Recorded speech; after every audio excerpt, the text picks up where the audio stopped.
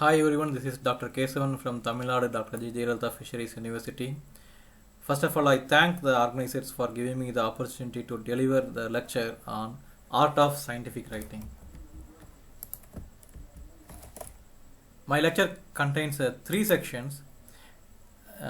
In the first section, we will discuss very briefly about what is meant by scientific writing, and in the second section, we will discuss about the different components of paper writing, and then in the third section, we will discuss about publication of paper, how to select a suitable journal, and how to submit them.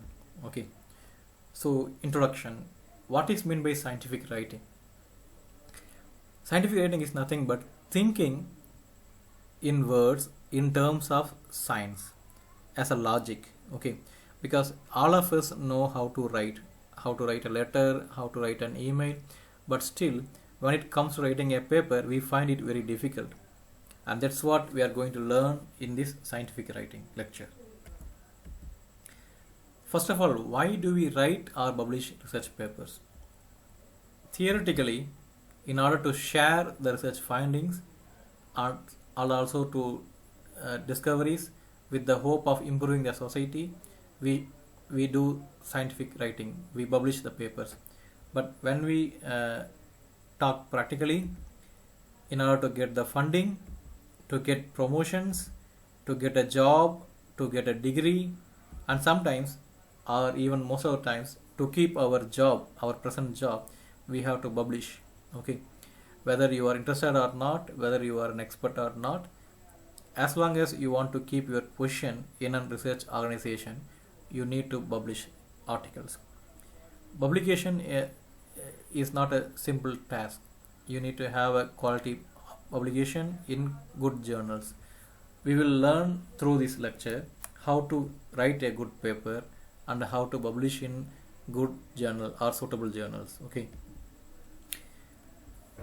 Why most of the journals reject the papers, or what are the common reasons why the high impact journals or high narrated journals reject the papers, reject the manuscripts? Okay, most of the times the comment was like there is no novelty, there is no confirmation of the work, and some of the times we get comments like poor experimental design.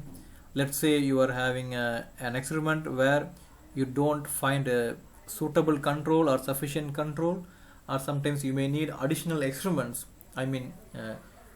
more than one or two experiments to prove your hypothesis.